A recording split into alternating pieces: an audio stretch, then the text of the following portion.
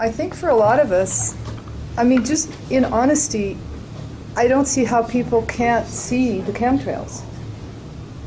Okay. Yep. And then some of the questions I have is, from your point of view, the barium, the aluminum oxide, the strontium, the things that are coming down into our, our plants, our rivers, the beautiful Bow River I grew up swimming. Oh, incidentally, that is my father. Oh, cool. Yeah. Oh, what a great picture. Isn't that wonderful? That's terrific. He cool. used to jump off the Louise Bridge into the Bow River. Yeah. I mean, this is my parents' town. They did so much for me. I That's just a feel terrific picture. really devoted to a voice for all of us regarding, possible complications that can come to human health, plants, the whole kit and caboodle. Got it. One other thing comes to my mind right away. As the chemtrails blanket out, do you think there's any proof, are you aware of any, that it decreases the temperature in terms of mitigating global warming? I mean, as I understand it, the chemtrails can do their blanketing and they really don't have any effect overall on temperature. I mean, I don't know what a chemtrail is, so I don't. So what's your position in all of the geoengineering and the things that a lot of us have heard you say on what in the world are they spraying regarding climate change? That's a pretty broad question. I mean, climate change. I mean, which question are you asking? Okay, let me be specific. Yeah. If you're not aware of chemtrails, what are you aware of? Well, that's an M. I mean, yes. Here, I'm not trying to be evasive, but how I guess about all how the do things we- I've heard of it. Can I just come in for a minute? I mean, I Sure. guess let me give you some background. I've worked for Okay. 20 years on basically various environmental issues, air quality issues, Right. and climate, Yeah. both as a doing policy analysis, doing kind of environmental science, and doing technology development. And I've worked probably over that whole time, spent like 10% of my time on geoengineering, which to me means, I mean, just to be clear, let's say what this term means. So to me it means the possibility that people might want to partially and imperfectly counteract some of the risks of global warming. And to be clear, global warming will have benefits and risks and so on, but partially counteract those risks by deliberately cooling the atmosphere by putting making it more reflective somehow. There are various ways you could do it. Right. And my understanding is that essentially, I mean, with tiny quibbly exceptions, nobody is remotely close to actually doing this, and I don't advocate doing it, but I do advocate thinking about it seriously. Wow, okay. You're really against CO2. That's really what you're against, is that we're global warming and people... I wouldn't say, I'm not comfortable saying that. I mean, That's fair. CO2 is a natural part of the Earth's system. Plants need CO2 to breathe. I'm not a politician, so I'm not for or against things. I'm for Gotcha. openness, telling the truth, trying to be rational, and trying to help people, including including you folks and politicians, whoever comes to ask me, make better decisions about these things. Gotcha. So, do I think that if we double or triple the amount of CO2 in the atmosphere, it will warm up? Yes. I think that that's science that has actually been pretty well established for more than a century. Yeah. That is about as well established at this point as gravity. What do you think about the scientists that don't believe in global warming, that they believe that's a part of the Earth's process and that it's not human related as much as we want to believe it is? Well, I don't know what you mean by want to believe. I personally would be wonderful if it wasn't, because then we could go on and deal with other things. Right. So I don't buy this want to believe stuff. I don't know, I mean, this is a polarized issue. So first of all, like any pollution debate, there are going to be winners and losers. So when we debated whether or not smoking caused cancer, or when we debated whether or not air pollution killed people, people were paid by the industries to try and make the science seem more complicated than it was to avoid regulation. In fact, some of exactly the same people, so some of the leaders, like Fred Singer, who were the leaders of the campaign to say climate change isn't real, were also leaders and employed by the tobacco industry and ozone to say the same thing. I met him, he's a nice guy, that's his job. Exactly. And do I think, and one of the clever things those people tend to do is they say stuff which is true but misleading to people who don't know the science. So I don't actually know anybody Boy, that sounds in the familiar. world. Pardon? I said, boy, that sounds familiar. Yeah. No, I mean, here's a that's simple true. way to do it. You say It is, CO2 isn't the main greenhouse gas; it's water vapor. Well, yeah, that's true. That's like a basic truth you get in a first-year course on climate physics. Yep. It doesn't prove anything. That's what all the models have in them. Or you say the ice ages weren't caused by climate change, but by CO2, and the answer is no, they weren't. No scientist thinks they are. Yep. Or you say maybe it's the sun. But let's just take one example. It's really easy to say. Some people say it's the sun doing the warming, but Right. actually no serious scientist that I know of in the world says that. And here's why. Because if it was the sun, you'd expect the lower atmosphere to warm and the upper atmosphere to warm. Yep. It turns out from, and I'm going to have a big physics lesson, but from really basic physics that you can't hide, it's like stuff that you get in undergrad, that if the Earth was warming from CO2, you expect the lower part to warm. You actually expect the stratosphere to cool, because the stratosphere radiates more effectively, radiates heat radiation. And so if it was the sun doing it, you'd expect the upper atmosphere and the lower atmosphere to warm. If it was CO2, you'd expect the opposite. So Right. then what do we see? You can guess the answer. What you see is that the stratosphere is cooling and the lower atmosphere is warming. From really basic data that would be very hard to fake. Just a sec. And so that's an example where in the partly, I think, industry-funded PR campaign, you'll see all sorts of wild things. And when I go talk to my neighbors in the oil industry, they'll say that. But I don't believe there is one person who really works as a normal scientist, just kind of working along, who thinks that. Right. You see, out here we have such a conservative agenda, and out here we do have the oil companies. Most of us are employed by oil companies. So, yeah, you do have a strong opinion of that out on the street here. Well, first of all, I don't really get that. I have lots of friends who work in Yeah. the oil patch. I happily invest money in the oil patch. I drive a car. Yeah, exactly. I'm not against the oil patch. No. But in any sort of simple black or white way. Yeah. But also, the oil patch is not acting in its own best interest to pretend that the science isn't right. Yes. You know, RJR Nabisco didn't, in the end, make better decisions for making money for the tobacco shareholders by lying. Yeah.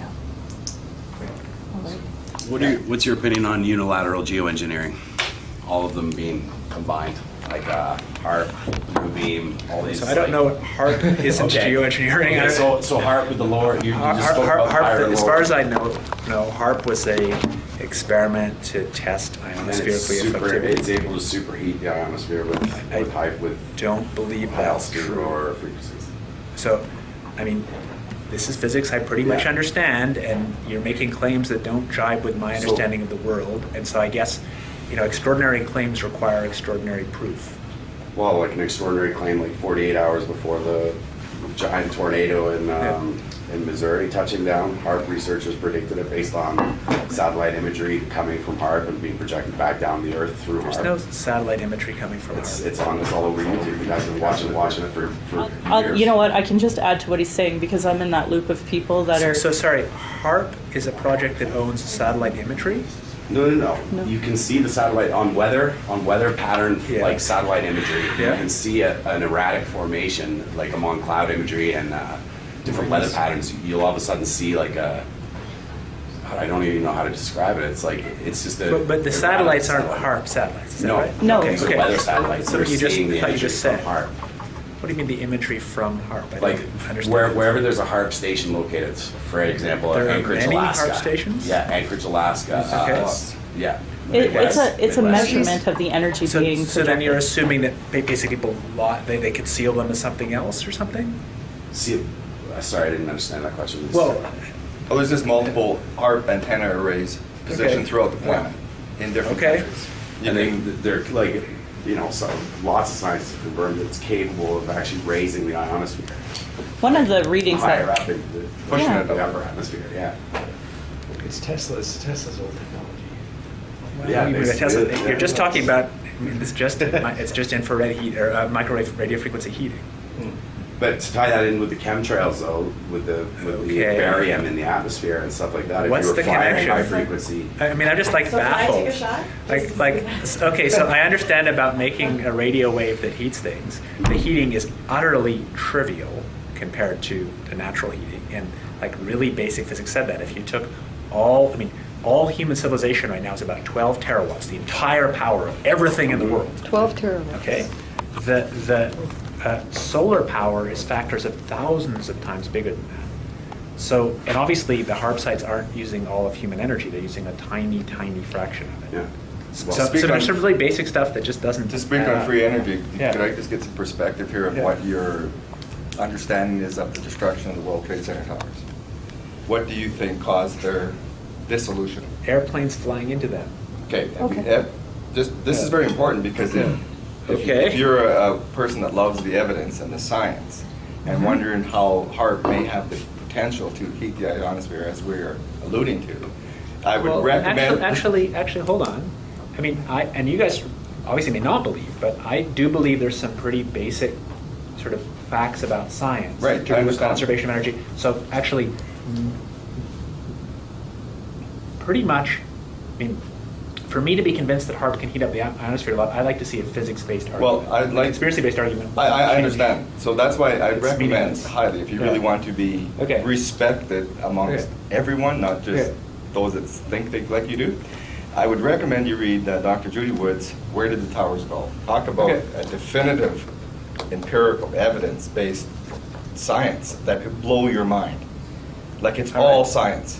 It's so scientific. It's this big, Okay. 500 pages. Dr. Judy Wood, Okay. Where Did the Towers Go? You read that, and Okay. then I think it'll give you a connection to the possibilities of HARP, Tesla's work. Actually, Dr. Everything. Keith, I've been It's meaning to order that book, so I'll order two and give you one. It's absolutely incredible. I just finished reading it. Okay. It is- Sonia? It's amazing. Simone? So I'm trying to get around this because we won't get anywhere if there's no acknowledgement that chemtrails exist or what chemtrails are. So my question is, there was a conference at the American Association of Advanced Science, Yeah. which in the film, which you haven't watched, Yeah. they have you speaking Yeah. at that conference. And there was questions asked to you about the spraying, I don't want to call it chemtrails, let's just call it Contrails. whatever, the Aerosol spraying of steam. aluminum, barium, and strontium, the aerosol spraying of it, and quote, what you said in the movie was this, and I want to know what you're referring Sure, to, sure, so then sure, we yeah. can get around the whatever you want, yeah. who cares what it's called? Sure. Right? understood. Okay, so the problem of how we govern it is hard. The more we do research, the less easy it will look, the more complicated the environmental effects will look. The side effects are going to be harder to manage. Yeah. So what are you talking about? I'm talking about this possibility that has become to be called geoengineering. The possibility that as a way to partially counter, the warming that we're going to see from carbon dioxide, Right. we would deliberately put reflective aerosols of various kinds, sulfates or alumina, not aluminum, alumina, difference, Yes. in the stratosphere. Yes. Nobody is doing this that I have any evidence of. I mean, of course, people might be, but I don't have any evidence of it, and I'd be personally stunned because of my understanding of the way lies do and don't work inside governments. But we can talk about that. But Right. my understanding is that nobody's doing this, but people, including me, Yes. are looking at the risks and benefits of doing it Okay. in a research, and we're also working with people, either governments directly or people who work in various civil society organizations around the world to try and talk about how we would govern it if we ever did. So from your knowledge, there's been no government approval or government funding or organizations that have been testing this anywhere in the world? There's one example. So the Russians, I think for deliberate provocation, there's a Russian, what's his name? Yuri Israel. Yuri Israel and crowd flew a helicopter, and I don't know what it did. It was like a trivial, stupid thing. They did it purely for provocation. It's kind of the Russians liking to provoke business. And so they called it a test of geoengineering. It actually didn't test anything, and it was silly. But that's the one example that I know about where somebody did something and said, this is a test of geoengineering. I have just one more. Did something outside. I mean, we do lots of stuff inside.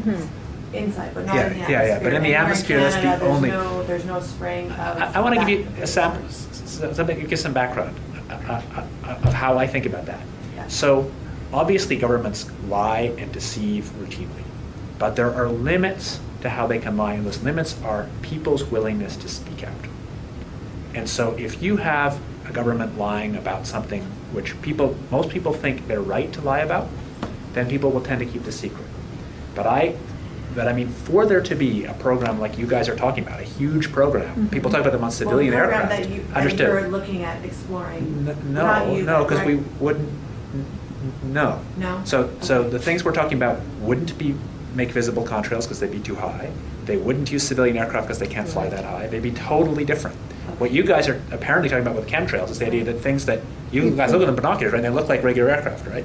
Correct. So as I understand it, the sort of proposed chemtrail conspiracy is that regular civilian aircraft are dumping large quantities of toxic materials to do something. I don't know what, because that's not my conspiracy theory. Right. But to do that would require an enormous supply chain. So you can't just do it with 6 people.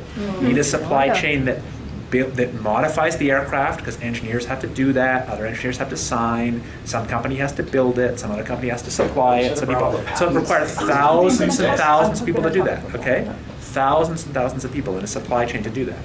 And I guess I have enough faith, to give you a sense of why I just think, to be honest, this is laughable, frankly, is that I have enough faith in, I don't have so much faith in governments, but I have faith in people. And I cannot conceive of or think of any other example in human history where that many people did something that had no, was obviously evil, had no purpose, wasn't authorized, and nobody told.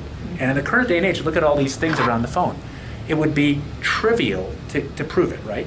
So if one of those people wanted to prove there's conspiracy, they just need to open their cell phone, take a picture of one of those canisters or an engineering document, get it on the web, and we're done. They're all over the web. Yeah, they are. So they nobody are. has and ever. So just to whistleblowers. finish. Yep. So I've corresponded with lots of chemtrails people. Right. Nobody has ever sent me anything other than pictures of things in the sky that look exactly like normal contrails, and by the way, look like normal contrails from textbooks in the 50s.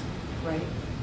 Or they've sent me this one thing about this alumina measurement in some Northern California site, which had appeared to be a measurement not of the water, but included some of the soil. And since that's one of the most common elements of the Earth's crust, it tells me nothing scientifically. So this is not a proof, it's not true. Right. But I'm just telling you what people have told me. If one person ever sent me a serious-looking engineering document, I would go, wow. And nobody's ever sent me such a thing. Well, maybe we can have some fun. Yeah. Maybe as allies. But I do think we that. can present But do you to see why so that's the way I think about it. It's not because I just trust what government says. It's Yeah. because I trust that people will blow the whistle. Sure. And I can't think of any example that's analogous. I mean, I guess you might want to say Nazi Holocaust, but so first of all, people didn't have recording devices so often. It wasn't an open society in the same way. I guess I can't think of any example in an open society. Manhattan Project? Well, how is that an example of the same thing? They took 40,000 plus people to create the bomb, and it was Yes, I know, and some of my friends did. Totally secret. Actually, it wasn't. So first of all, it wasn't very secret. Well, In fact, to the public. generally. Well, let's just go down there. Well, it was before I was born. Okay, What so about Brexit being wasn't hold involved? on, but let's actually talk this through. Okay. The existence of the project was not secret. Congress knew, many people. The spies got out even during the war. So both Fuchs and the spy who revealed the shape of the explosive lenses, those all happened during '44. So it was so, I mean, it's a very good example, because the other thing I believe is that people do a shitty job keeping secrets in the real world. I mean, you guys can believe what you want, but in this world that I live in, nobody keeps secrets very well. And so in the Manhattan Project, the fact is they couldn't even keep a secret from the Russians during the war, we now know. Well, none of us here think chemtrails is a secret. Okay, but Do you there's think no... it's a secret? It's pretty Yeah. wide So- open. Like, Pretty public. Technically, though, just make a comment and then one last. Yeah. Just when any form of. And actually, say one more really crucial Yeah, thing. sure. Crucial thing is that obviously we may now have different views about whether the Manhattan Project made sense or what we think about nuclear weapons. But at the time, the people at Los Alamos, the U.S. was in a war, however you think the right answer was, with the Germans and the Japanese. And there was every reason for most people to think that keeping secrets about weapons was sensible during wartime. That's really important. So most people would sort of intrinsically buy in. I mean, if you'd taken me in the middle of the war and said, we want you to work on a project, we're in the middle of a war against the Germans, I would be happy to keep that secret because it would seem sensible. Very different from if my government says to me, I'd like to mass murder my citizens. Can you keep a secret on that? People just react differently because they can't see a reason for it. I don't think that they're probably telling their allies and subordinates that they're mass murdering people. I think it's probably a different spin that they're telling them. Right, but It's with a almost technical like- thing, if once people have got the details of the project, you can't, I mean, secrets like that are essentially impossible to keep, especially over long times. I mean, I guess give me examples of Area where... 51, I don't know. I look at things Yeah. such as, technology, let's just not talk about engineering, just Yeah. regular technology, let's look at all the samples around us. Things come out, I'm gonna use the car for an example first. Yeah. The cars come out, safety comes after. There's an invention of some form of technology, the safety aspects always come after. So seatbelts weren't in the cars when they were developed. Totally They agree. came. Yeah. So, cell phones, when they came out, the electromagnetic radiation that comes off these things wasn't really studied, and we couldn't because they just came out. Now studies are coming out on the impact of these things and the radiation that is around us and helping us. And there's studies all over the place that I could show you, which you probably already know of, that shows that these things are actually quite dangerous for us. So those are two examples of, let's just talk about innovative Understood. So, research products or services that come out, and the safety comes after. So when regular men and women start looking intuitively at the sky and see there's something different, and there's talks about some form of project or research based on the spraying of aluminum barium destruction and who knows what else, I'm not the expert there, and then samples are taken where of soil and water where the levels are astronomically out of the roof. So, for example, I do have one from the movie, I'm sure we could find much more, where the aluminum in Arizona, July 7, 2007, was 20,000 parts per million of aluminum in the soil versus the standard, which is, what, 2 parts per million. So, No, that just is wrong. I mean, That's just wrong. go consult a geology textbook. Just go to somebody. Like, I don't expect you to believe me because you think I'm somehow involved, but just go. No, to, no, no, let I- me- we let me- don't- let me- we don't let me think you're speak. involved. Just go to a We're just regular curious. geology textbook. right. Aluminum is one of the most common elements of the Earth's crust. It's not 2 ppm. This is just like it's just fact. It's just nonsense. I'm sorry, but No, that's it's fine. if you No, just no, go that's to fine. regular I mean, if we you go to wanna regular learn. if you go to regular soil anywhere, Right. you'll find aluminum is an element. Is one of the Right. most common elements in the Earth's crust. So what is the average then? I don't know offhand, but we could just look it up on Wikipedia, or you go ask. Okay. Yeah. And let's Okay. talk. But it let's sure just isn't come 2 back to ppm. It's way higher than One that. thing to Right. know Yeah. about when stats are given Yeah. at one site, and we discuss ideas such as averages. Averages would be the average amount of aluminum in the soil would be averaged over the world or in North America or something like that. And so when I go to my backyard or the raised bed I just made, and I take the test as proof and compare it against an average, I've taken one spot and taken all, it's like saying. site-based, but I'd have to research it more. But my biggest question of all that was, Come on in. is the environmental sciences team here looking at the soil samples of So aluminum? I'm not personally, because I don't work on soil samples, Okay. but there are lots of people who do routine monitoring of Oh, atmospheric dust, and they publish it, and of soils, and they publish it. And indeed, on this geoengineering discussion group, which some of you guys may be on, Ken Caldera put up a bunch of those papers recently. He just found them in 20 minutes. None of them show anything. So again, that's why Okay. my view is, I'll tell you why I'm not working on it. I work on the problems that I think are really harming people. Air pollution kills more than 1%. Air pollution kills something like 50,000 people in North America every year. That's real. It's hard data. So from my point of view, I want to work on problems that I think really are real. Yeah. And I haven't seen a single piece of evidence suggesting to me there's anything here. There's certainly any there. If somebody showed me really convincing evidence, I'd happily stop other stuff I'm doing and make a research program in that, because I just like doing research on stuff that matters. Great. Can I call out the blatantly obvious here? Yeah. That's right, everyone. What it seems like we're doing here is we're attempting to convince you that chemtrails exist. And that's what I'm seeing. Yes, and Yeah, what I I would don't like- want to go down that road. Yeah, maybe because we I should, believe like- he's not going to. What I would like to, there's two questions I have. Number Yeah. one is, what is your expertise? And the second question is, if we do convince you that chemtrails do exist, what is the benefit to us to spend the next hour and a half or hour now doing this? So if you, so good, What is the benefit good for us questions. to Good put questions. this time and energy into making this seem very evident and real to you? So if you really convinced me that people were doing this, I'm serious, drop everything else I was doing and find a way, because I mean, if by chemtrails you mean a large conspiracy Yes. of government, Yes. I would drop everything else I was doing and risk my life to block it, Wow. because I believe that's the right thing to do. That's beautiful. I haven't seen any such evidence at all. It just frankly seems to me, this is obvious, kind of strange. I'm trying to figure out why you guys believe it. Yeah. But I think that's the normal human thing to do. I have kids too. I've grown up working on environmental pollution, Right. et cetera. But I do think we now been half an hour. Mhm. There's a limit to how far it makes sense to go back and forth. Yeah. Yeah. Okay. Sorry, maybe I feel like I just lost the thread there. You said two things, and I responded to one. No, I you- apologize.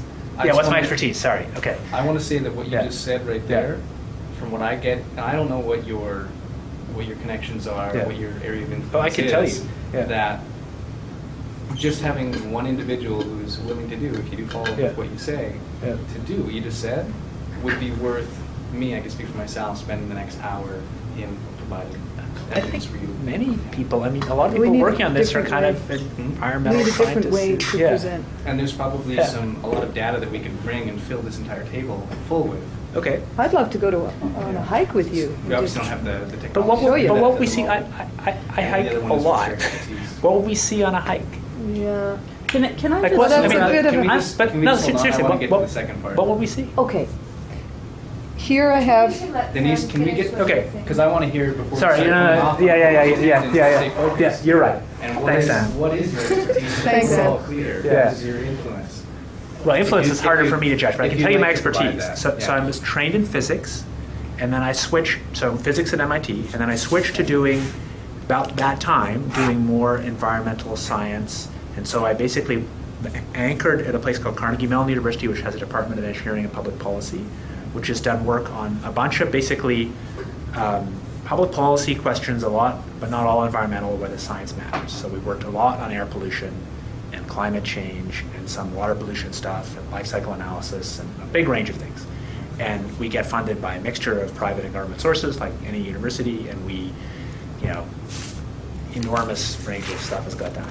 And I've also spent about 5 years or so back, I was a postdoc for a guy at Harvard, trying to develop instruments to figure out how to measure temperatures from space. So basically doing experimental science. So I actually on the fuel conspiracy theories on what you would call the U2. NASA has 2 ER2s, and they're used for science and other things, and discovered the cause of the ozone hole.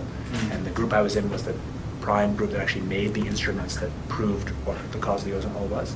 And so we were building instruments that fly on that to measure temperatures.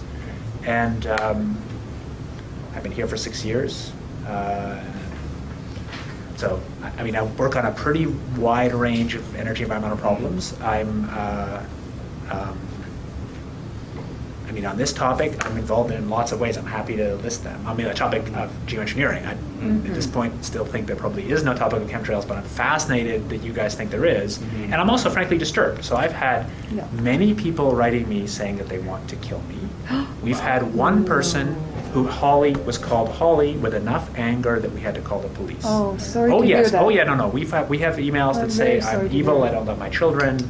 I should burn a lake of fire. We had somebody who called Hollie, who was worked a local detailing store and believed that I was a mass murderer, and so then left a message when he was drunk and aggressive enough that we actually did call the police and talk to him. So And that's because of all this stuff that you. Okay. I mean, I'm not blaming So you it's guys, but there are some consequences to attention. shouting fire in a crowded room. Yeah, yeah. And if people keep pushing this chemtrails conspiracy, my guess is somebody, not necessarily any one of you guys, will act on it, because if it's literally true that there is a conspiracy, then it might be rational to murder somebody like me. No. No. Yeah, that's. Yes, seriously, take if you guys are serious about what you're saying. I mean, if you really thought it was true, that I was one of the kingpins of a conspiracy to kill people, and nobody believed it, it might be rational to go kill me. No. I'm not saying you're saying that, Yeah. but there will be people who listen to what you say who may act, and you have to take responsibility for that one way or the other. Okay. Thank you. Sorry, quick Michelle question. had something. Yeah. When you say conspiracy and you say the government, why is it that the government would be covering it up? Don't you think there'd be people paying the government officials to cover it up, and they're the ones? Like an example of that before you answer. Corexit being used in the Gulf. Yeah. 1911, Standard Oil was severed into 36 smaller companies. They're owned by the Rockefellers. Yeah. Let's go into the elite system here. Like, do you think that the government would cover up a conspiracy, or do you think that there'd be people above that creating conspiracies and then getting the government officials to cover that up, without them even maybe having? I think it as can much go knowledge? lots of ways, but I think, and this is obviously just a real different worldview. I mean, forgetting about this topic, I don't think there are as many secrets as I think So you guys do. what do And you I think think corrects that? the reason is that I think it's extremely hard to keep effective secrets in modern democracies where governments don't easily just lock people up and kill them right away. And so what we find again and again, I remember, just to give you like an off-the-cuff example, I had one of my friends growing up, dad worked for, Canadian military, worked for NATO or something, and he said that they have all this secret document on the Soviet weapons that were secret. He said actually going to Jane's, the standard publisher of military, said Jane's all the world's ships and aircraft was basically just as good, because anything that a lot of people build, you can't keep secret. I just can't think of any example. You can do the Manhattan Project for a couple of years during the war. You say that because Yeah. both my parents worked on the NATO Yeah. Supreme Allied headquarters Yeah. in Shape in Belgium. Yeah. Believe me, they can keep secrets. Could be. It's but easier. It's harder, but it and hasn't more been- life-threatening hasn't to been my uncover the experience. secrets than keep the secrets. So Could be we're coming, but that may be the difference between what we're saying. Yep. I would just like to present maybe a different way of looking at that Yeah. as far as a secret being kept. Yeah. If I have a secret and I tell Nicholas one word, and I tell Paul one word, Yep. and I tell Sam one word, and I tell Justin one word, and I tell the gentleman on the end, I forget your name, I'm sorry, Yeah. Sure. one word. Does he know he's part of the secret? Does Sam know he's part of the secret? Does Paul know he's part of the secret? Does Nicholas know he's part of the secret? When we're talking about government organizations and agencies that are each separately formed, you have employees, you have service people within one organization that do not know. I've worked in big corporations. I know my department had no idea what the other department was doing. So, just for the sake of argument and perception, could there not be a secret or a series of secret, like you say, where an employee or a person has no idea that they're part of that secret? I think that's actually a great question. Let's just pursue that for a little bit to try and put some flesh around if this was happening, what it would mean. So let's assume for a second, obviously I don't believe this is true, but let's assume that there really was large-scale spraying of like significant quantities of materials for civilian aircraft. Then again, somebody has to manufacture the thing that holds the materials. It's not built into the aircraft. Somebody has to load stuff onto it. There's got to be a whole supply chain to do that, right? And so yes, in principle, one could construct a conspiracy where one group of people built all that without knowing what they were building, just as you said, and some much smaller group of people knew why they were doing it. But if the one group of people who was building it didn't know it was bad, they'd have no reason not to tell. And so again, it would be publicly contracted. So the point is, governments in the modern world, it's very hard for them to make big contracts without, just let me finish, without a huge paper trail. And I work with aircraft a lot. I mean, if you wanted to modify that many civilian aircraft, you have to deal with a lot of people. Mm-hmm. And especially if they don't think it's a secret, going on your theory, because they're deceived, right? They would have no reason not to just hand over the blueprints. And so again, why aren't they there? Well, the patents are there. this is more done by the military than it is by private civilians and the military industrial Yeah. complex. So there's different theories. I mean, how many of you think this is, because mostly I've heard chemtrails people say this comes from civilian aircraft. Well, the great ways for the Militarized. military to hide it would be use civilian aircraft or anything else. There's Partnership with Let Halliburton and Michelle- stuff let's like let that. Michelle It's speak. Very easy. Yeah. okay.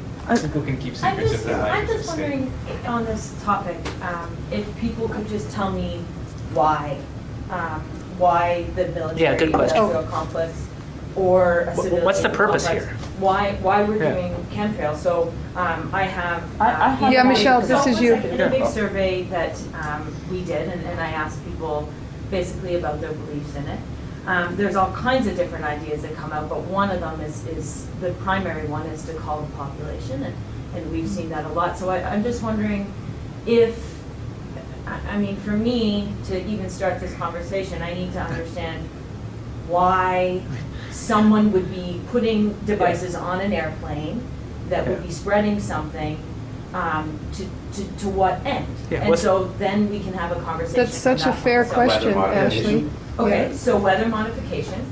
Are there any other? Yeah, I think we need to, we are way over here, and we need to bring Okay. this conversation over here. First of all, locally, we do cloud seeding. I don't think does anyone in That's this no- room yeah. know what that's about? Well, that's So, nothing new. Locally, we do cloud seeding where it's for a hail suppression program. Mhm. And the company that does it is Weather Modification Inc. And they do it because they get paid by the farmers through the insurance companies to suppress the hail so that it doesn't ruin the crop. Yep. This is well known. Everybody Yeah. knows this. I Check don't mark. think David and I would. Yeah, no, it's Yeah. public, Okay. well understood, huge, yeah. Exactly. So why on a civilian aircraft? Well, I'm not claiming it is necessarily a civilian aircraft, but I can tell you the money to fund it would come from the military if it was a civilian. Okay, but what does the Canadian, American, UK military, these big militaries gain from currently, right now, spreading something in the It was atmosphere? actually something David Keith said at one of the, I think it was a TED interview, where he basically said, what if a private company, or what if it was a country like, say, China or Russia that decided they were going to start controlling the weather? And who gets to decide what the temperature is on the global scale? So are we talking Who gets about to determine? climate or weather? Climate. Okay, so Because- if you were going to control the Okay. climate, Yeah, but and- all the pictures I've seen, so this is just some really Yeah. basic science. All the pictures I've seen are aircraft in what's called the troposphere because they have Yes. contrails. Yes. They wouldn't be useful for But- doing. But let me- the let me question just- was, let me just- okay. why are they doing this? Okay. And the concept Got it. is that, is there anyone in this room that isn't trying to do good right now? Not one of Yeah. us here has bad intentions. I don't think anyone has bad intentions, but the road to hell is paved with bad intentions. So- Good intentions. Yeah, I understand, yeah. I But- appreciate what you said. Yeah. But I cannot reflect back to you the reason why you believe they're doing it. You said. I believe the Canadian government, the military governments are trying to help us.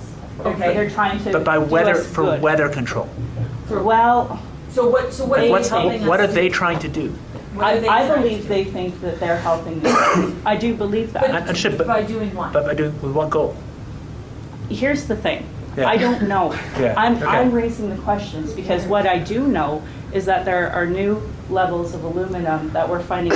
It's interesting, he's a naturopath because Finding it in the that water. we're finding it in the water, the soil, everything. And my daughter, who's 3, is being exposed to this. I'm trying to figure out why. Of course, there's a lot of talk about vaccines and drugs and all of the other ideas. Excuse me, is there water? What I do know for sure, Yeah, right by the bathrooms in the front, yeah. Monsanto is developing these aluminum-resistant seeds. Why are they doing that? Well, like, does anybody see how that ties together? Of course. That Monsanto was the original company that was spraying during the wars as a weapon to use against the enemy. And they actually did use it in Canada at CFB Cagetown. And the vets right now are being compensated This for being is sprayed. 245T or whatever. Yeah, that's right. So when we talk about private company and military, well, technically Monsanto is a private company, but technically they've been paid by the military to have all this technology and have all of this knowledge which they have used. So, it's not that I'm trying to say this is only civilian aircraft or it's all the government's fault. It's a collaboration. Understood, but so wait. Okay. Simone, you said when I reiterated why would a government complex invest this type of money to perform this, and you said who cares? And so I just was wondering if you could expand on that. Sure, because I can have all types of conspiracies about what's going on, whether it's climate change, depopulation, whether it's HAARP. they're keeping secrets, whether it's HAARP. the bottom line is there's something happening. We're seeing things, we're observing things that have changed. We're seeing health impacts, and we are not in the know. Including, I'm assuming, both of you. Yes. Who have no clue what we're talking about, which is very interesting to me. No.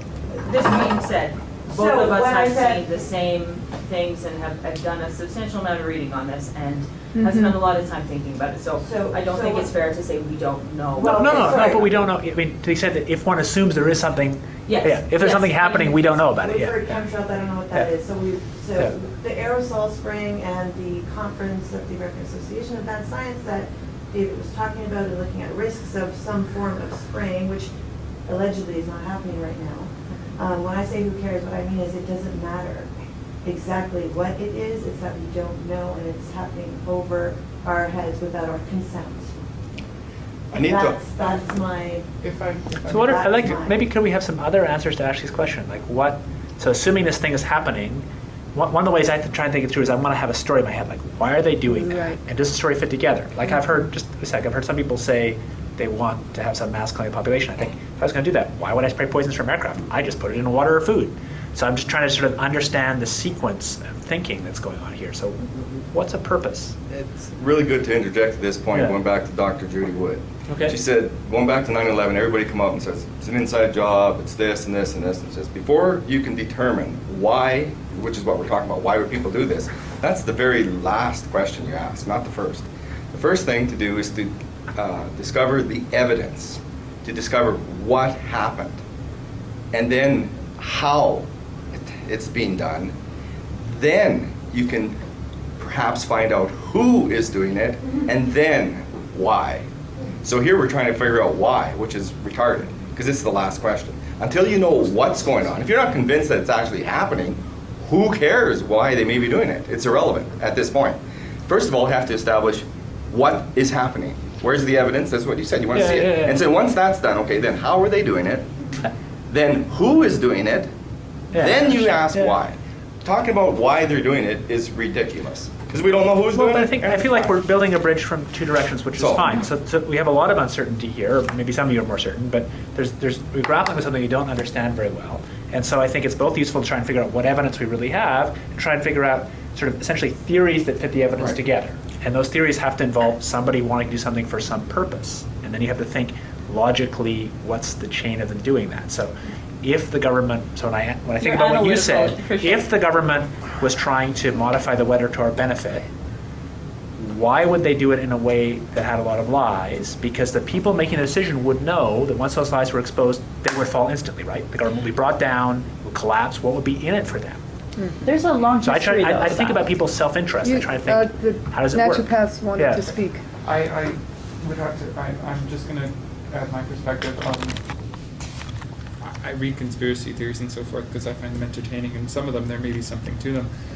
But I always, in my mind, have this divorce between what people are talking about and my lived experience. Yeah. So clinically, I see certain things, and then you can theorize, oh, this is because of this, and this is because of that. But at the end, all the theorization is just you talking, unless you've got unless you've got various sources of data and so forth. Clinically, right now, I see lots of very, I see a great deal of non-specific pathologies. People come in, something's wrong. Yeah.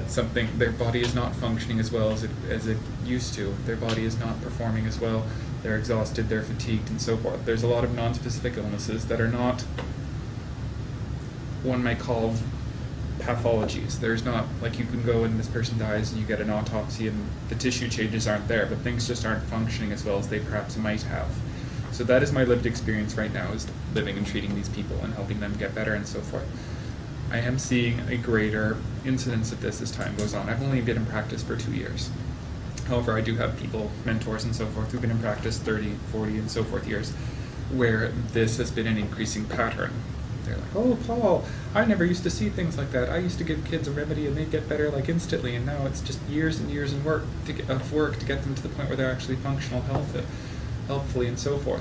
So this is the lived experience, and I suppose the experience that I'm living vicariously through right this minute.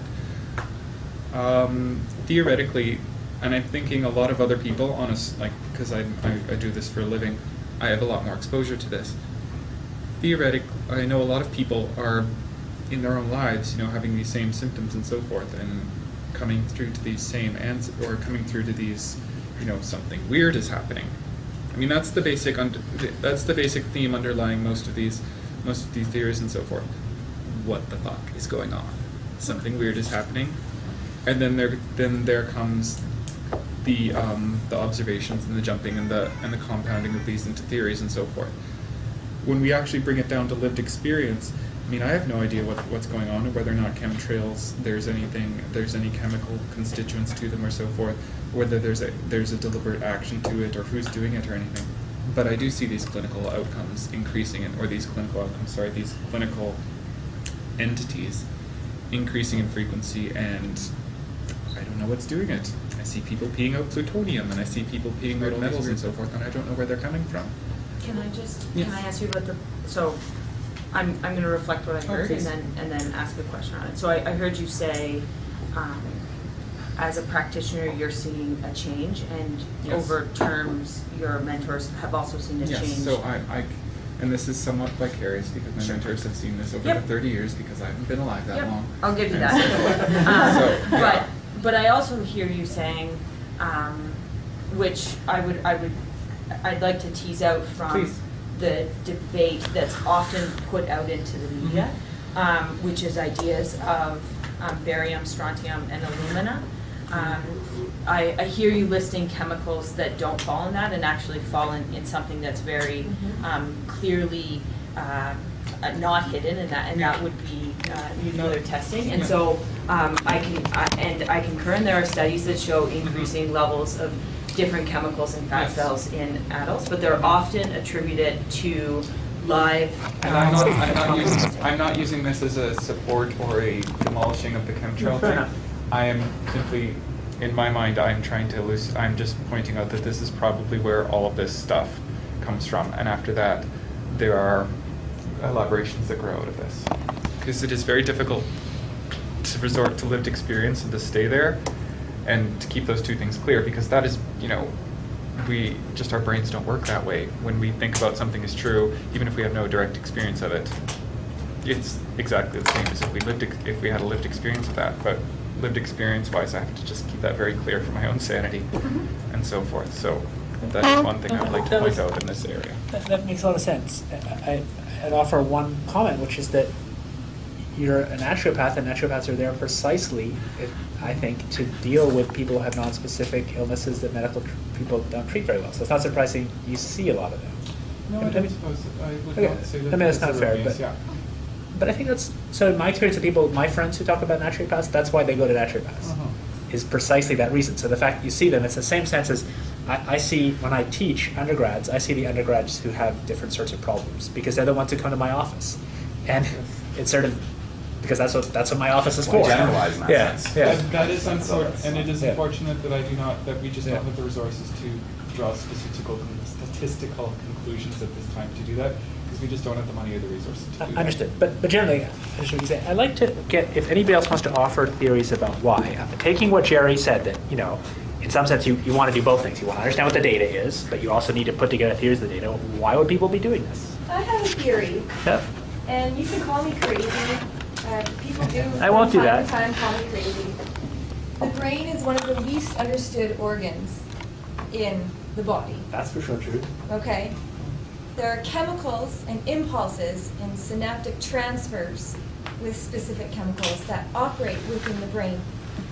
We also have a very sure, just about proof of the sound frequency aspect of our bodies and of our existence, to the effect of, well, matter vibrates, creates a sound, and different frequencies have different effects, or different sound waves within an audible range of frequency or inaudible range of frequency have effect on people.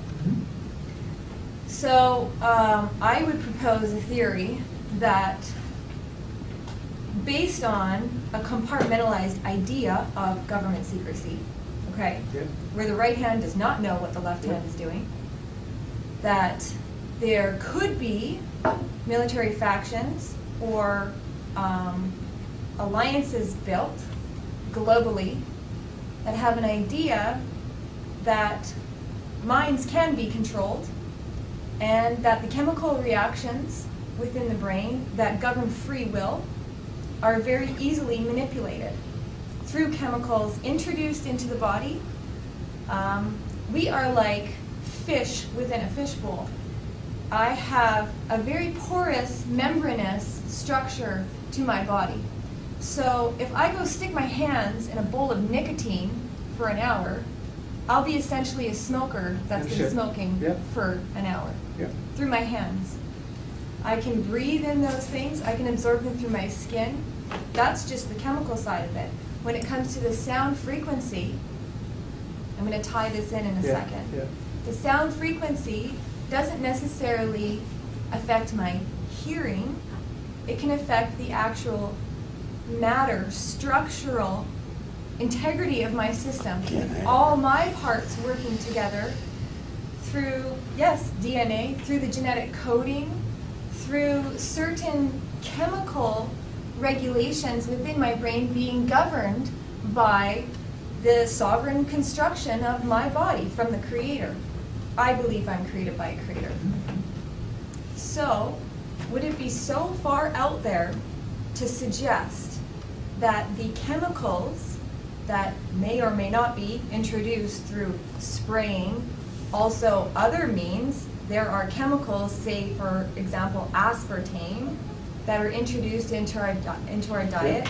Federal Drug Agency or Administration, the FDA, sending approval on things over a course of time as a compartmentalized government agency trying to do good. These chemicals are being introduced, from my perception, in combination with projects such as HARP, such as GWEN. There are ELF, UHF, and EMF frequencies that have very different and varied effects on the human composition. All it takes to induce an emotion in a rat in a lab is to introduce a chemical specifically into the brain or to inhibit the production of another chemical. That's why pharmaceuticals are so successful, because it takes away the actual regeneration or productive ability of the brain to do those chemicals on its own. So to me, in my mind, this is what the purpose is to take a population who's already suppressed, who's already taken out of their free will choices as sovereign men and women, and to keep them in a very easily controlled state, to keep them in a governed state, to keep them in a state where they are vulnerable, they need protection, and where they believe that to be true. And in a place where they cannot govern themselves, where they cannot make choices for themselves, where their sense of awareness and perception, GWEN, GW, all in capitals, was established in the early 1900s, mid-1900s, and it's an ELF construct of a frequency. Now, I'm not a frequency expert.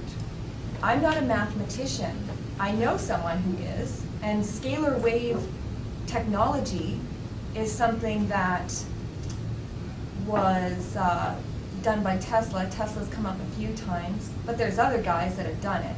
As far as I know, from what I've researched, I wasn't there standing there to see these scientists taken aside and say, come with us, by the military. But as far as I know, that frequency technology has been kind of not very public. It's not public at all.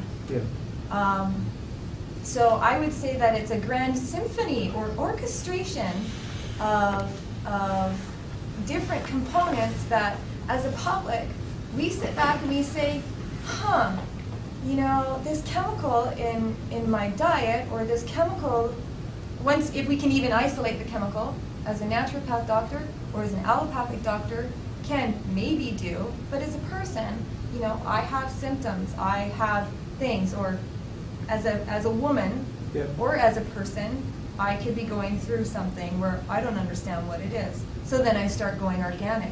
Then I start detoxifying. Then I start refining my diet, refining the water I drink, really trying to make my body as organic as possible. How organic can I be when I'm a fish in a fishbowl, and as soon as a chemical is introduced into the water that I breathe as a fish, the entire fishbowl and the entire aquarium is affected? Yeah. How can I do that? That's my free will. To be clean, to be organic, to be as capable and conscionable over my free will and self-governance as I can be. If there is a compartmentalized, look, big picture system of mind control, by mind control I mean keeping people Sedated. dumbed down, keeping them in a place where they can't objectively look at this and say, wow, this is a blue sweater. It's not like that blue, it's just blue. Yeah. I have no way of proving this. I have no way of proving it. This is my mom. Yeah. I see the chemtrails, David. I see them over my house. Every time they sprayed heavy, I had to take my mom to the hospital for a bronchitis. I can't prove it, but it's emotional for me.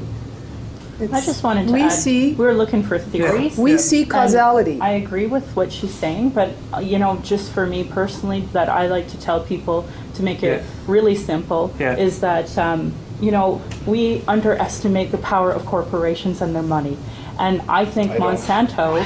I think Monsanto is a great example of that, where they can manipulate the earth and the soil and the water, so for their agenda to sell their seeds. Just real simple. Understood. Yeah. You control the food to control the people. They're transmuted seeds that they introduce into domestic populations, like have taken over the corn in South America, and it just starts spreading, and then you have to buy their corn. It's a different type of communism. It's like corporate communism. It's called corporatism. Yeah. And I agree exactly with what she said there, and I'm really going to start wearing my tin hat that I need. I left mine at home. I left it at home. I had my cowboy hat done up and everything. New tin cowboy hats for Calgarians. I don't say that. I believe exactly what you said. And I believe that HARP can be used to actually transmit and activate the chemicals that are in our bodies and produce all kinds of reactions that are magnified 1,000,000 times. So you don't need these high doses. So if you have very small doses that are ingested, and then you can magnify it through the HARP system, which we don't even know. I mean, it's just possible. It's more than everything's possible. I'd like to have a comment on this, because I think there's one useful thing to say, but Rob, do you want to say something first? Is it Rob? It's just a comment I have.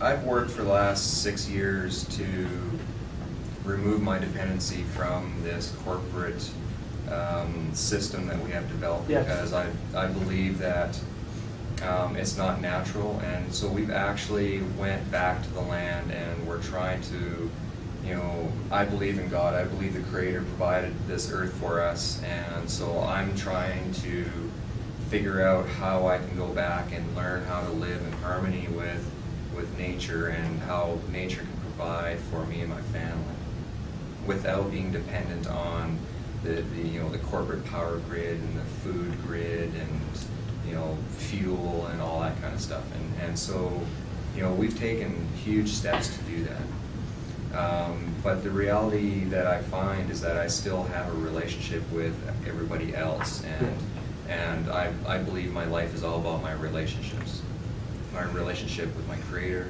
with myself, with you fine folks, and with my environment and my food. And for me, if I find other people are spraying things around without my consent, then I have a right to say, you know what, I don't consent to that. I believe that rather than trying to use our technology to fix the problem, I believe that we should look at within ourselves to find out that maybe there's something within ourselves that needs to be examined or evaluated to see what we're doing, because I think what's happening out here is a reflection of what's happening in here. And so what we're trying to do, like my family, is change the way we live, change the way we provide for ourselves and take a look at the reasons why we have been living the way we are, and perhaps that evaluation will show that this brick and mortar utopia that we built, or that we think is a utopia, may not necessarily be sustainable or even healthy for us. And so what I'm trying to do is I'm trying to go back to the land, and it bothers me that chemicals or industrial pollutants, and I'm not saying that there's chemtrails or anything like that. I don't know, but I do know that there are pollutants in the environment that do affect our ability to be healthy and live in harmony with nature. And that's all I want to say. And I appreciate and I honor what everybody here is trying to do, because I think we're all going towards the same goal and path. I noticed that there's some communication issues that we need to work out, but I think we're all interested in the same result. And I am very grateful that I had the opportunity to participate in this, because I live like 4.5 hours away, so it just happened to be that I was in town when this happened. I'm very grateful to be here and to participate, and I encourage you guys to continue a dialogue, so hopefully that we can come down to some sort of resolution that would be of satisfaction to everybody, and we can come down to the root of this. And thank you for the opportunity for me. Maybe I'll offer a couple thoughts. So first of all, I completely agree. I mean, there's no question that it's not utopia. There's no question that there's lots of industrial pollution. And there's no question there's some kind of connection between the way we live and the way we think, and that there are many ways in which the way we're doing it are unsustainable and are also not making people happy. So I completely agree with those comments. I want to try and offer some of my thoughts that may or may not be useful to you folks, but about how I, as a sort of, inject science into my thinking. So the comments about the way people's minds might be controlled and so on. So first of all, it's absolutely true that lots of, especially very specific, complicated, big organic compounds, these are things with lots of atoms, complicated things, can affect the way our brains work. No doubt about it whatsoever, and we're learning more about it all the time. And there's no question that people might seek to do that for purposes that were good or ill. That's the way people are. People have instincts that are good or ill. But I want to pick up, I'm not trying to just pounce on something, but I want to pick up something because I think, to me, and that may be just the world I live in, I see people as complicated, mixed emotions and mixed motives, and they're certainly good and ill and so on. But I do believe there's a sort of physical reality out there. That's, I guess, what you believe if you're a scientist. And I think that that's been built up over thousands of years of people trying to not fool themselves. And to me, that's the essence of what science is. And so there's some things we're pretty sure about. I mean, sure about the level of, thousands of people working for the whole century in this kind of amazingly open process, which is called science, or actually many centuries, and throughout many cultures and so on. And so, for example, it is it is just a fact of nature, as much as it's a fact of nature that things fall, that a ELF radiation, these very long, low-frequency radio waves, cannot alter the way a particular itty-bitty chemical works in your blood. That's not to say people couldn't put chemicals in your blood, do mind control. They sure could. I'm not saying they are, but there's no question that's possible. I'm just talking about what's possible and what's not. There's no question that you can heat people up with low-frequency radiation. It's basically like a big microwave. But for reasons that are really basic physics, go back to Maxwell's equations, or so 1890s physics, that, I mean, if it's wrong, our whole understanding of the universe is wrong. Maybe it is, but this is a deep shared understanding.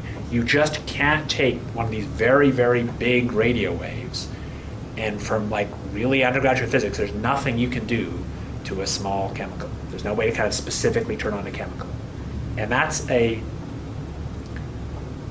from my point of view, that's just a fact. So when I sort of sort this out, I think to myself, yes, you're certainly right that governments might be, well, so first of all, do governments want their citizens to be passive? Oh yeah. Are there incentives in the way our government system is put together that connect up the complicated linkage between corporations and various citizens groups and the government? Are there ways in which it's to the advantage of lots of people to have people passive? Of course.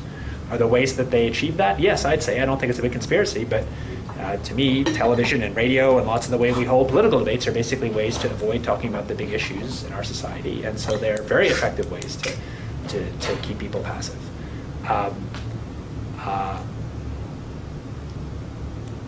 So I guess one thing that I just I'll start rambling for a second.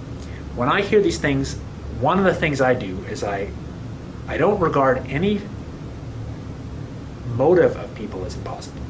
People have an unbelievable range of motives, including enormously wonderful altruistic motives and enormously evil motives. So there's nothing you can tell me about some corporate or government person that I'll say is impossible, because I believe essentially any motives are possible. But there are things I hear that I just believe are impossible by physics. So it can't be that you could put a chemical in somebody and expose them to some very low frequency radio wave and somehow turn it on or affect it. As far as I know, that can't be any more than it can't be that people could teleport or walk through walls. For what it's worth, that's so that's where we're coming from a different place. I don't put the yet in. Sure. I truly believe in the basics of physics as describing the world right from the experiments we have, and that means that some sorts of thing, like not conserving energy, are just not possible. Mm-hmm. You guys with free. Known physics. You'd have to say you're speaking from what is known physics. Of course, right. but there's Which is ways always being discovered. Well, there's actually been really no changes to these fundamental things for 100 years or so. There aren't any big new discoveries in the sort of core bits of physics I'm talking about. And we have very sensitive checks that would be sensitive to if there was any new physics. Welcome to my world soon. Yeah. So, I mean, obviously, but the bottom line is yes, I'm talking about as we know it now. Right. But it's important to say, unlike the way we know some things, these things, there are only a very small number of core physical laws. So the laws that basically define electromagnetism, there's 4 equations. There haven't been any more invented for 100 years. They work, they allow us to predict all sorts of incredible things, from the way these radios work to the way the lightning storms on Jupiter work. It's all the same 4 equations. Maybe we'll find a 5th, but there's actually ways in which we can do internal tests that make it very, very unlikely there is any. So that's how physicists view the world. Maybe it sounds naive, but that's how I view it. And it sounds like an academic's point of view. Yeah. It sounds like a perspective. Yeah, exactly. Well, everything's a perspective. I don't think it's particularly academic. Lots of science isn't academic. Indeed, a lot of it hasn't been and isn't. I'm a deep, what I call realist and scientist. It's a scientific perspective. Thank you. I appreciate you expressing that. And that's, I mean, you're absolutely true. I mean, a lot of what you said, so again, I sort stuff in sort of, like, what you said about putting your hands and stuff, and that was actually beautifully described. I mean, you're right, your bodies are permeable to stuff, and it's true that we don't understand the implications of all these chemicals. But to circle back to chemtrails, if I wanted to, again, I try and think with like hypothesis, I try and put together a chain in my mind and say, could this make sense? If I wanted to do something to do with mind control, I know from the science and physics I know that that has to be big, complicated molecules. It's very rare that single elements do anything, basically because they're in nature. So there's no way that alumina is going to be an important mind control agent because it's so common on the Earth's crust. So humans would have evolved around it. But you're looking at all these things on an individual basis. Well, I don't know any other way to look at them. Well, mix in hard, mix in all these other... okay, but let me just continue how I think about it. Let me just continue. Let me just finish. Let me just finish. So let me just turn this around. If you hired me and said, okay, I'm going to direct a program doing mind control, I would think about the complicated pharmacochemistry of the way people's brains work. I would engage a bunch of brain scientists to try and figure out the very specific chemicals that can influence emotions and behavior. And from really basic physics, it's clear all those things are going to be very specific big chemicals, because the way the brain works is the way proteins work is they've got funny shapes, they fit together. That's how biology works. And so you need these funny shaped big things to work as neurotransmitters or whatever it is. And so it's pretty certain off the bat that no single regular chemical element that's a common constituent in Earth's crust is going to be what you want. And also, all these big funny things are denatured by heat. Right? Proteins are cooked. That's what cooking is. So you need a way to introduce them to people's bodies. Again, just suppose that I'm hired to do mind control. The last thing I do is spray huge quantities of stuff from airplanes. This is where I just think part of this, from my point of view, just tell you how I think, just doesn't add up in any way that makes sense. I'm not saying, remember, so far I've just talked about science. I'm not saying anything about motives. I'm saying, let's suppose you want to do mind control. I would look to getting it, you got to get it into a route that gets it to people. You can't heat it up. It's going to be some complicated, organic chemical, because that's what our brains are made out of, and that's what they respond to. And you got to find a way to get it in. I would do it through food or water. But I wouldn't do it by spraying alumina from aircraft. Directly affects through the water cycle.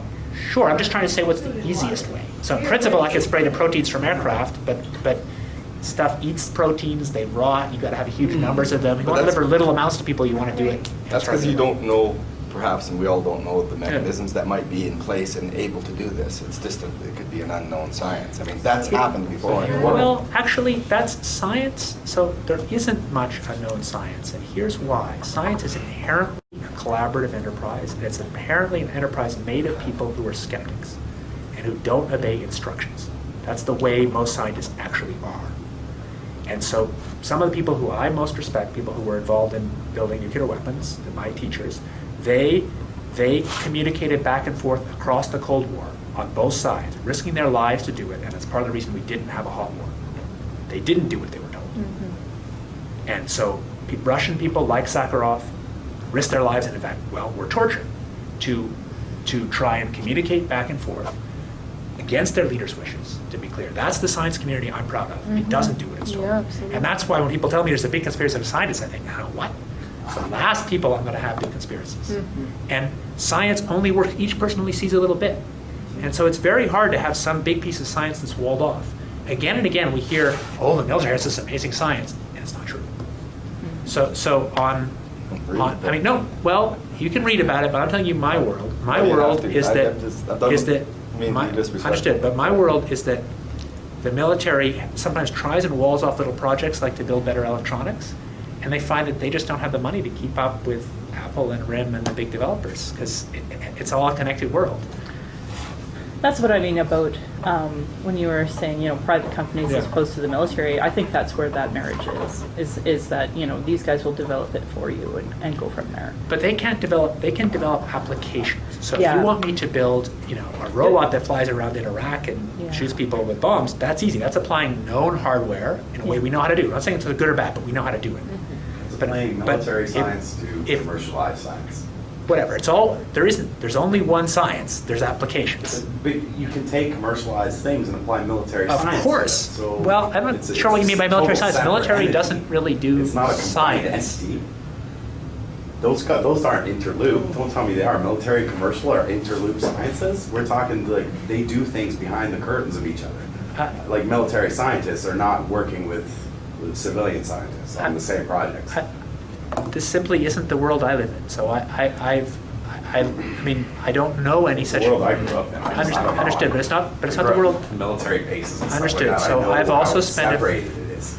So that's not. I've also spent a fair amount of time at military bases, and I have lots of people who work in the policy world work on both sides. And my experience is it's a pretty socially connected network with people working together, and that's exactly why people don't keep secrets very well. That is the most untrue statement I have heard here. But everyone's entitled to their own perspective. Actually, I'm just telling you my personal experience. What's going on here is he's given his perspective on what he's experienced, and it's possible that we have experienced something different. Now, I just want to ask you, is it possible that there might be something outside of what you've experienced? Of course. I mean, there are some little secrets they keep. So let me tell you the kind of secrets they can effectively keep. All the actual command and control secrets they can try and keep. So the issue is what's the plan for attacking this village versus that village in Afghanistan? Those operational things, they keep those secrets. If the issue is we're going to have a limited number of helicopters that are radar black, that then we use the 1-1 to try and get Osama, you can keep that secret for a little while, but it wasn't really even a secret because in fact there was a bunch of stuff in Aviation Week 3 years ago. What about the depleted uranium being used in? What's the secret? It's commercial. It is a secret though, because it's not known that that's being used by civilian, like our cultural, like, you know, society does not know that your depleted uranium, which is basically a nuclear bomb without a mushroom cloud, is No, being it's used. not a nuclear bomb. It's just depleted uranium. Okay, it's nuclear. It's affecting babies. It's affecting like everything in Libya right now. Well, in Iraq, the proof with deformed babies with. So let's separate out. There's nobody questions that depleted uranium rounds are used by the military. They're commercial contracts. Lots This is of a well-known. people question why. Lots of people Okay, don't know I've what never happened. met anybody. It's not well known by society. Okay, well, Yeah. so to me, but in the I guess in the crowd of sort of people who know technology, it's a commonly understood thing. It's a mass market product. Let me just finish. But how does that go on under like? But because May I also That's make a nuclear. distinction? That But- is nuclear, isn't but it? it doesn't. So it's well known that it happens. Mhm. But at least my understanding and the common open science understanding of toxicology is that the impacts of that compared to the overall impacts of war are tiny. I think we need to make a distinction, and I push back on you on your concept of secret, and I think Yeah. you brought up the good point. Not being well understood, say, let's say on the front page of the Times and on the National Post, is it does not constitute a secret. A secret is a very organized approach to make sure people don't hear about it. So it may not be widespread, which we can conceive of, but the idea of secret, and I think you stated that very well in your comment, is very different. Well understood, not widely disseminated, not widely talked about at the kitchen table, and secret. Let me pick up on this. This is a really good example. So depleted uranium rounds are not secret in the sense that if you go to the military and say, you know, how many do you procure, they'll give you the number. Like it's a public contract. And it is so you're public. free. You can file freedom of information. There's nothing secret about it. Yeah. The actual operational use of any military stuff, whether it's a regular, 7mm round of a single person, the operational use of militaries are always secret. But the fact that they're using them is a complete non-secret, in the sense that you can go and knock on the door and they'll tell you the answer. Okay. And so I think So that's important the in same, some of this. and the same thing can be said with things such as HARP, right? Like where Jesse Ventura went and knocked on the door and they gave him some answers, but they didn't give him all of them. So we can find out some answers about depleted uranium, but do we know all of them? Do we know what's going to happen 50 years down the road to those areas that have been hit by depleted uranium shells and bombs? I don't think we do. So you're touching on another topic that's really important, and a topic that's it all connects though, right? Okay. Yeah.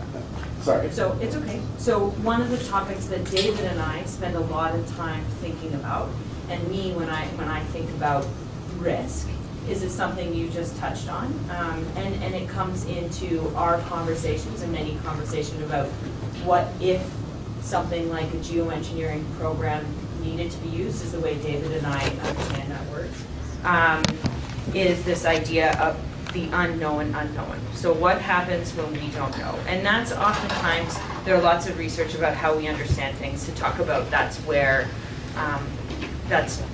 ideas of dread and fear come in. And so the way academics define fear really comes from a combination of how dreadful we think it is and how much we don't know about it. And so ideas that you're bringing up of, well, we're using these rounds, we have toxicology reports right now, but what happens in 50 years is not secret, it's not whatever. At some level, David and I can give you a lot of data, not maybe about spent uranium rounds, about other things that we know a lot about, and give you pretty good ideas, if not very good ideas of what might happen. But I don't think either one of us, and David, you can jump in, at some level recognize that there are unknown unknowns that exist when engaging with technology. And so that is a very real thing, and we can push the science and ask the questions, but there is some uncertainty, and there is uncertainty in everything we do. I forget who made a nice comment about the fact that maybe it was names with Estrella who's saying that we often think of it, build a technology first, and then cars first, and then seatbelts. Simone. That's you. Sorry, Simone. Sorry to mix up. That's okay. So yeah, so agreed. The unknown unknowns are there, and we think about them for the things we work on. And try to minimize them Yeah. as we talk about it, talking about it. So can I just, because I'm very grateful that you're sharing and being very open with us. Yeah. I think it's amazing. I'd like to suggest, because a lot of my research is on the internet, and there's lots of people putting a lot of stuff out there, but I really highly recommend, I'm surprised that you haven't watched the movie, because obviously you've been threatened with this chemtrail issue, and this movie has you speaking, I just want, like, as a, to be respectful, has you speaking and saying things that I can see why people are angry at you, because the way it's presented is that there's that You're almost that I want to share my reaction too. too. Holly's watched the movie, and I've seen little segments of it. But the point is, I know he was clear to me he was cutting it that way. He came in. He wasn't a normal documentary person that comes in with just a kind of an idea. Just let some good documentary makers come to try and let everybody express their real views. Right. It was completely clear that wasn't that gentleman's interest. He had a preconceived view, Right. and he deliberately, and you can do it to anybody. I can take the stuff you said if I was a skilled editor, and I can make you say anything under the sun by just putting little clips in. And so to me, why am I going to bother watching it? I really enjoy talking with you people because you're really people sitting here. Yeah. But this thing just makes me frustrated. So can I ask you for my next because I want to be prepared when I see you the next time. Like, I'd like to support you in what you're looking for, and what I did here was that if I found an engineering, you said an engineering document. Yeah. So if you could be more specific, and you don't have to say it right now, even an email of what you mean by like a research document, that would help me, one. And two, when we come back to the table and talk about chemtrails, when you were speaking about, because you were at the American Association of Advanced Science Conference in San Diego. So were you speaking of a project called aerosol spraying with chemicals? What do I call it that you were speaking of? So what I was speaking of was this thing that we call geoengineering, So which we published lots about. And so I was talking about a particular set of ideas about how we might put sulfur or perhaps alumina into the stratosphere, might do it, and what we know about the potential risks and benefits of doing it. Okay. And the reason we do that is to, I say we do it. I wouldn't do it. I'm a scientist. The reason that we might recommend, and at this point nobody's even doing that. And this is spraying, can I say it's the spraying of sulfur and Sure. potentially alumina?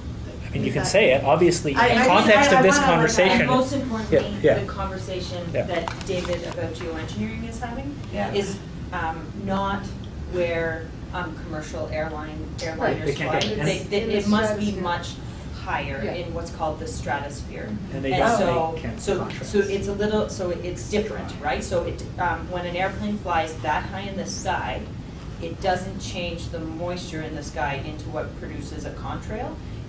It flies without producing anything because it's much colder. Yeah, I mean, you may ask why sometimes contrails look narrow and sometimes spread out.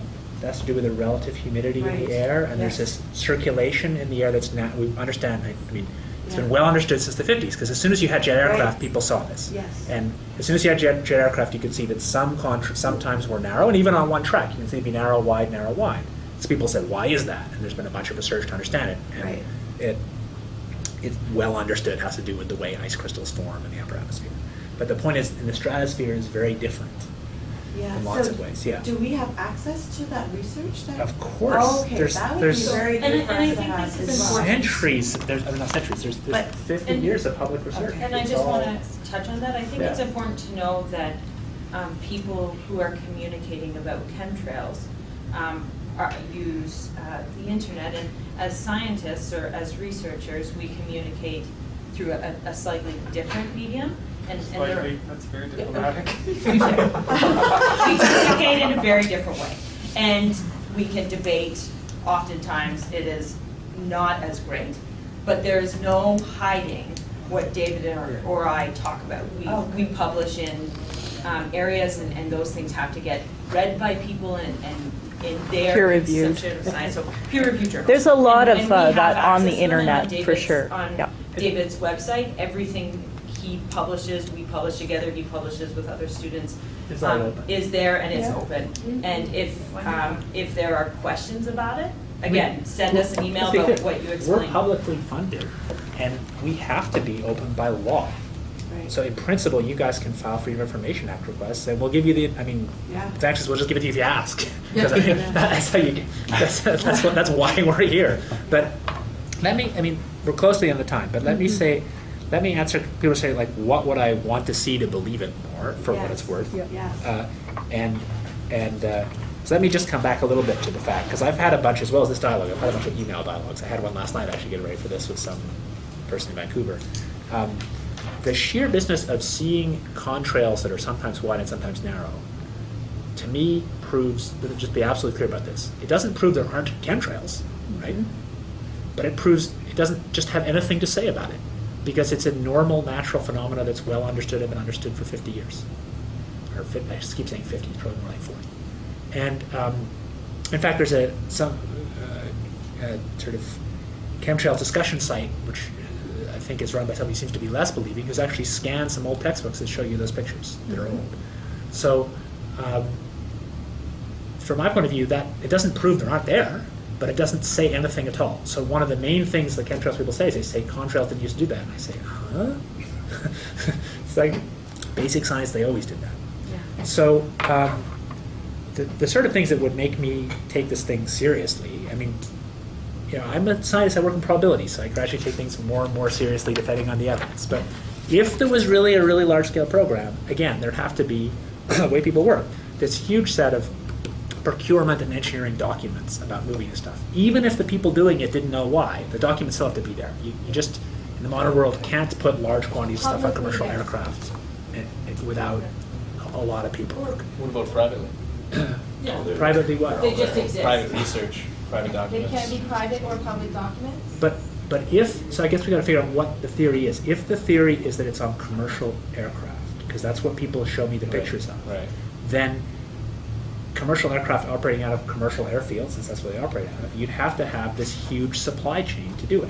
If you're going to introduce enough materials to sea, you got to be introducing tons, and it's got to move in big trucks. But David's And somebody- question, I yeah. think, is it doesn't, and correct me if I'm wrong, he's not suggesting that it's all Government of Canada documents. If you had No. big engineering No, firms or yeah, it's not whatever, necessarily government so documents. in terms of private Or small or engineering. public, it doesn't matter. Yeah, It's just, basically, it exists. Joe's Aviation Services. The point is, if you want to put a widget on an aircraft that sprays something, let's say you want to, you've got a contract with somebody to build it, unless you go out yourself. Patents. And that could be, well, patents are sort of irrelevant for How things about, like this. They're Yeah. not, they're irrelevant. How about Why? Boeing or Airbus? Pardon? How about Boeing or Airbus? Say you have to know the CEO Great example. of them, and you got them to say, hey, put this new device. It will improve your fuel efficiency. Understood. But there has to be, for Boeing or Airbus to do it, there has to be a giant paper trail, because there's all these engineers who know, for safety reasons, that they can't put anything on a civilian aircraft without losing their job, unless there's this big paper trail.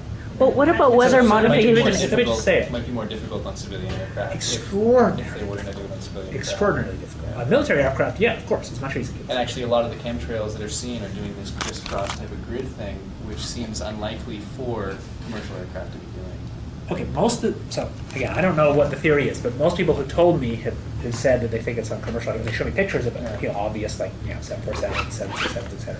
So, just saying, if that was true, then there's huge stacks of engineering documents somewhere, whether it's at Joe's Aviation Supply House or Boeing or whatever, and one person has to just, download the PDF and we're done. That's incredibly strong proof. Okay, I'm just trying to understand, because Yeah. Weather Modification Inc. exists, like they're the ones who do the Sure, but cloud we know, saving. right? But we know what. But you can go visit. You know what they spray. You Yeah, can go right. Look at it. So, we know I that's not the could problem. give you all their information, but I Sure. just don't understand But- how that's going to suddenly change your point of view. Well, because That's not it's not chemtrails. You can go visit them and you know what you're putting in. I see. So, Like, I mean- David and I don't sit here, and I don't think the Texas government, the Yeah. Texas governor basically sent out a prayer recently to say, we that's need right. to do tech Yeah. seeding. So Yeah. there's no one in this. Cloud seeding crowd is a sitting- normal commercial enterprise. I don't Yeah. think it actually works very well. Yeah. But the point is, these guys, aren't secret. You can just go visit them and go look at what they're spraying. You take a agree. sample. They wouldn't. Well, know that. and here's and the another point thing. is, Like, we all know that. like So the that's not- weathermen. Just like, to be clear. So Yeah. clearly, if chemtrails is a thing, it isn't that thing, Right. right? Because that thing is, so if chemtrails Okay. is some secret bad I have another thing, question. just let me finish. Sure. It can't be cloud seeding, because cloud seeding is whether it works or not, is a public, well-understood thing where they're regulated and they... You can't combine all of these things into one thing. Right, I mean, the point is, just to be clear, you're not allowed to go spray chemicals without a permit.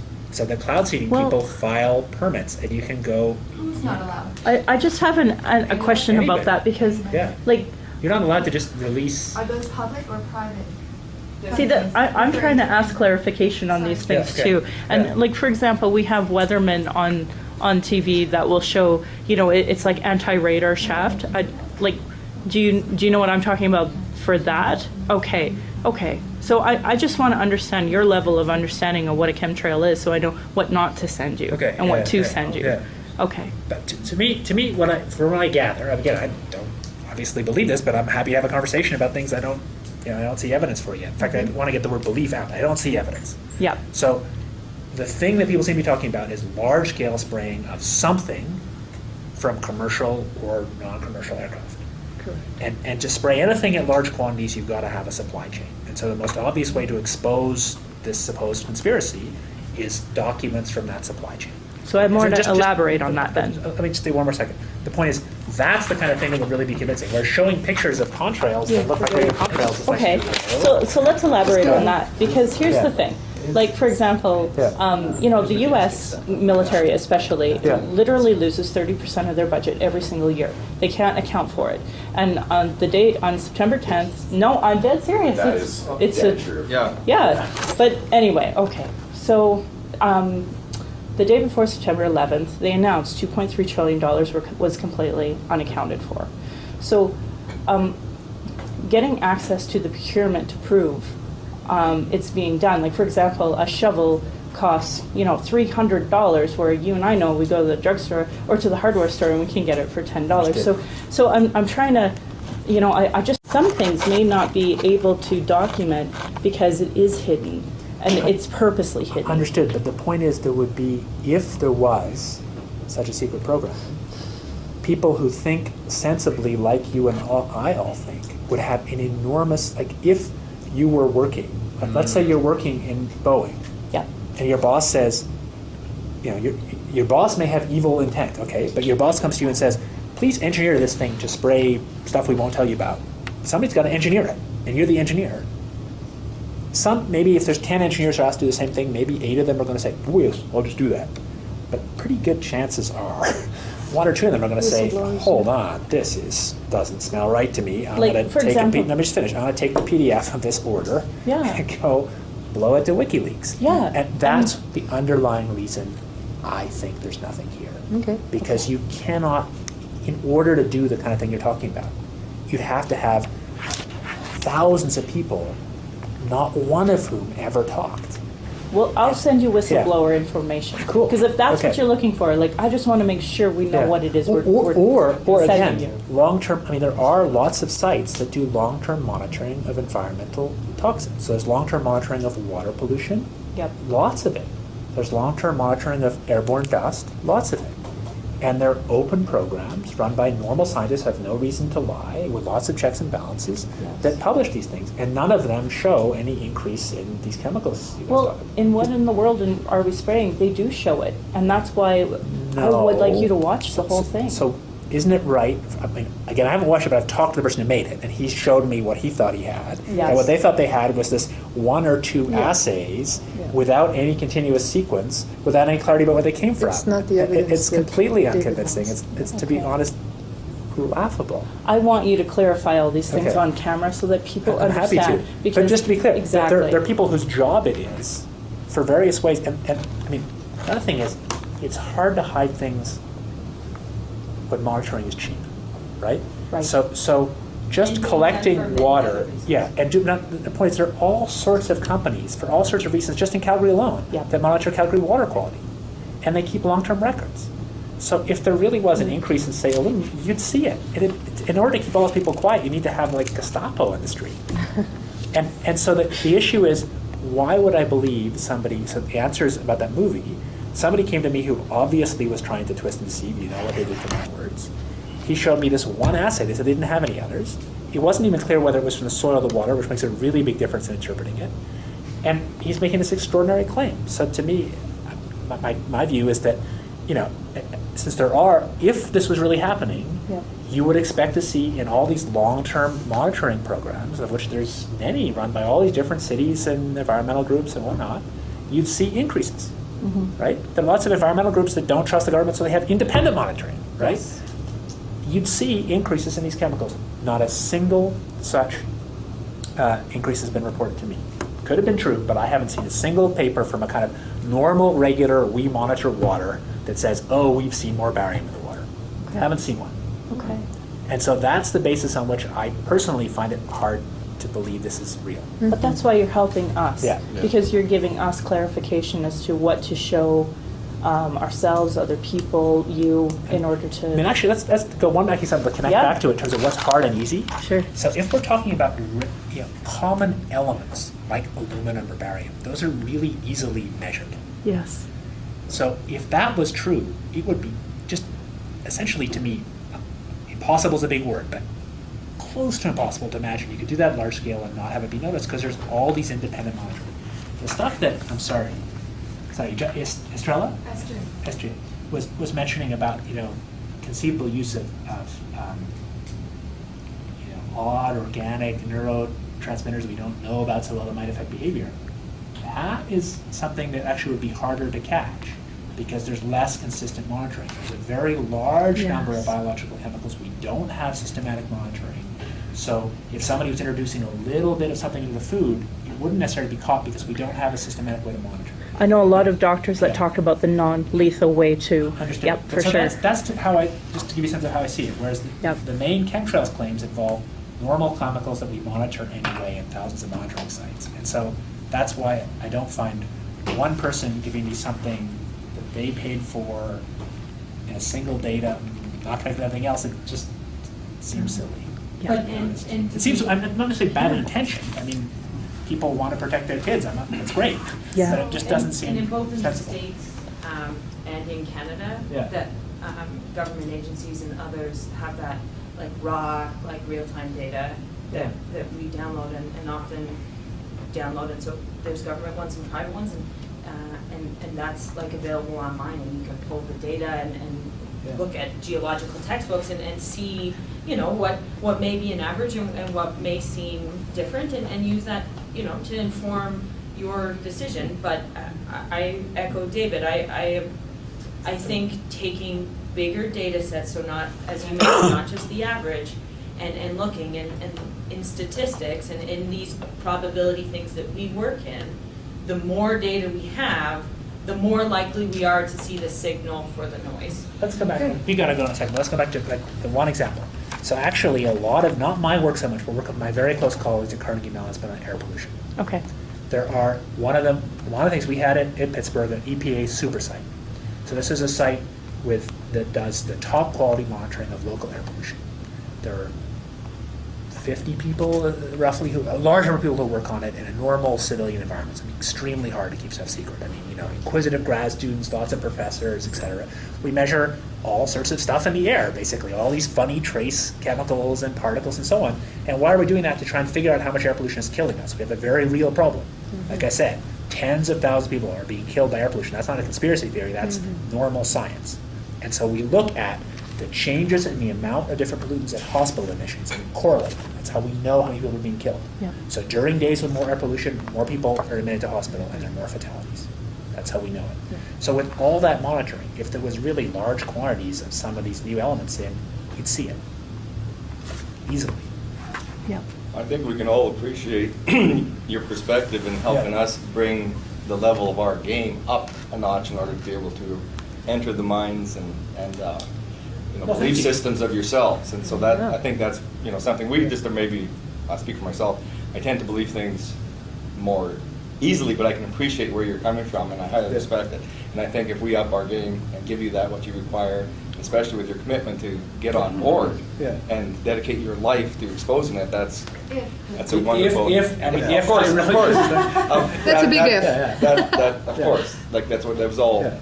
Can we get on record too that you probably are really tired of getting some emails that are threatening? I can't believe that. I'm very sorry to hear that. But you know, just delete them. Exactly. So you know, we are appreciative of you giving us all audience so that we can tell the community, okay, look. Yes. Okay, quit with the ugliness for first. Yeah. Well, but second of all, No, exactly. thank you very much for saying that. Yeah. So actually, we do pretty much have to wrap up, but this has been great, and I feel like there's been, you know, it's always hard with just me sitting up and doing more talking, but there's been a fair amount of people giving their opinions, and I'd be willing to do this again or to find other people to talk to. So. Excellent. Thank you. Thank you. Moving forward, Yeah. do we have a commitment from all of us to take on the, I would quote unquote, burden of proof, or the honor of proof? Honor, It's a gift, right? It really is a gift, this opposition and this resistance that we have around us to learn from is totally a gift. Do we have a commitment from you as well to, A, watch your video that you're on? Not your video, but the video that you're in. He doesn't have to watch it. I guess I'd rather spend my hour talking with real people. Right. Like I talked with the guy who made the video. I was there. I mean, Hollie watched the whole thing. I've seen little clips, and it's clear that he's deliberately intercutting for effect. So why am I going to waste my time watching it? I guess what I'm getting at is moving forward, and you talked about building a bridge from both sides. We all have our own individual perspectives, but we seem to kind of have a group perspective, and you have your scientific perspective. Is there something that you can do on your part moving forward, or when we convene again, that you can maybe let us know that you're willing to do, just to maybe broaden your perspective a little bit, and so that we can maybe have interesting. So within time limits, I'd be willing to do some of, like this question about atmospheric deposition just came up. Some of you may know there's a Geo-engineering Google group you can subscribe to. And so actually somebody just raised this question on Google group, and Ken Caldera went and found some papers that have these long-term monitoring data. So I'd be happy to do some of that, because to me that's kind of the gold standard of looking for changes in the environment. And I think this summer I will be spending some time doing some basic, so creating some public documents from David and I point of view, working from some of the atmospheric physics. And I know there's another site that David has mentioned that has spent a fair amount of time starting to do some of that. Yeah, no, that's correct. So, I mean, you have my commitment that I'm willing to spend a little more time on this, because I've basically got a lot of people who clearly care about it, and I'm happy to talk. I mean, there are limits to how much time I want to spend on it, but all those limits would change with what I found out. I mean, if I got one document that really looked very serious, then I'd say, I should spend more time on this. Yeah. So, and do we have an idea, I'm not sure, do we have an idea of, as a group, when we can meet again? We'll do that follow-up let's with do it. Hollie. Yeah, it sounds like we've got an email group. I'd be happy. Yeah, I'd be happy to do that. I mean, tentatively, let's say in the fall, early fall. Early fall, tentatively. And when we find these documents that you addressed, where do we send them? If you have documents like that, live. Well, first of all, if they're real documents and it's really hard evidence and it was really true, then that means there really is a conspiracy, and that means there are people using force to stand it out. It's just, think through the logic. I obviously don't think this is true, but if it's really true, you would probably want to send them to many places at once, so nobody could step them out, and you want to think about what the chain of document control was that got it to you. And that's the standard stuff of any sequence. So how many links in the chain do you want? Yeah, if a document stamped, I mean, a single document that, I mean, basically, if there was something that came from Boeing that said we made this thing and it had a real engineer's name on, you could call up the engineer, you're done. I mean, that's a huge thing. But I'd be very surprised there is such a thing. But you're saying if patents are void, they're null and void, well, even if they come from a military. If you're talking about distributing material, you don't need a patent to engineer something to do that. Patenting invention patents for geoengineering. So one important thing to know about patents are sort of a cheap way to publish. It only costs about, even to do it with a fancy lawyer, it only costs about $5K to file a provisional. To do your own is only like $1K. Okay. And nobody checks whether it's doable. So you can patent any nonsense. So one of you can walk out of here and patent some kind of weird, mind-controlled that worked with ELF rays, and you can send in the patent office, and they'll stamp it. Big deal.